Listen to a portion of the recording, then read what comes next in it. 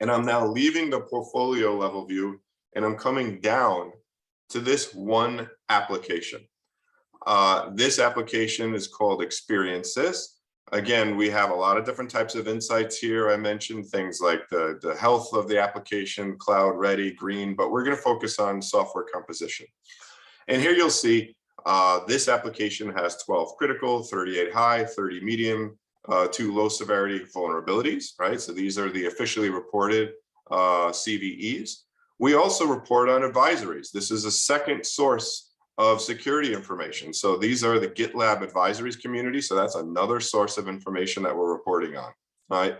And then we'll see license risk. So we have 2 risky licenses. We'll talk a little bit more about that. Down here, we'll see all of the components that have been automatically detected within the code base of this application. So we can take a quick closer look at one of them. For example, this one here is a good example. So if I click on this component, it will bring up a view that shows me, if I click here, the version I'm using. I'm currently using a version that's quite old, 9 years old. That's a bit of an extreme. Although you'd be surprised how often we see this out there with, organizations using components that are 9, 10 years old, right? But I'll see it has a critical and 2 high severity security vulnerabilities. It also has 14 CWEs. We'll talk about that in a moment.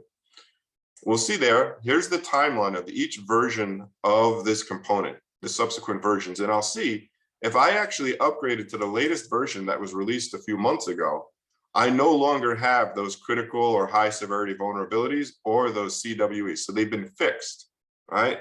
So you can see very quickly how this is critical information to show what my team needs to do to get away from that version of this component that has those vulnerabilities in it. Now, if you have hundreds or thousands of applications, opening this screen and scrolling through the timeline is a little bit impractical. So that's why over here, we automatically identify what's the safest version of a component you can go to. And this information could be automatically exported, pushed into another tool like a Jira ticketing system, to create issues for the development team. So we automatically identify, you don't have to manually go look at which version to upgrade to. The product automatically identifies the safest version. The other thing it's looking at is these CWEs. This is interesting. So I'm going to click on here. So for example, log4j, if I click on CWE, this is a unique aspect of Cast Highlight. CWEs are weaknesses. And the only way you could detect a weakness is if you actually analyze the source code of the piece of software, meaning that we have a technology that is out there analyzing the source code of these open source components. Since the source code is publicly available, we have a process running constantly that's analyzing the source code of log4j in each of their versions and looking for structural quality defects like weaknesses. And then when we find one of those weaknesses, we actually then report it in Cast Highlight here. We're the only ones that are doing this because we have the ability with one of our other technologies at the company to understand semantic code analysis and structural quality. And then we report those weaknesses here, right? What is a weakness? What is a CWE? Well, it's an issue in the code of software that is likely going to result in one day becoming a vulnerability.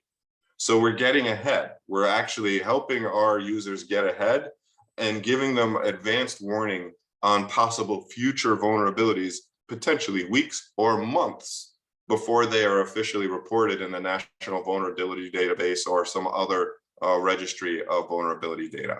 So we are the only ones on the market that have this type of technology. And this is another unique aspect of Cast Highlight relative to some of those other SCA technologies on there, that we can report CWEs or weaknesses that represent emerging or future vulnerabilities that have not yet been reported.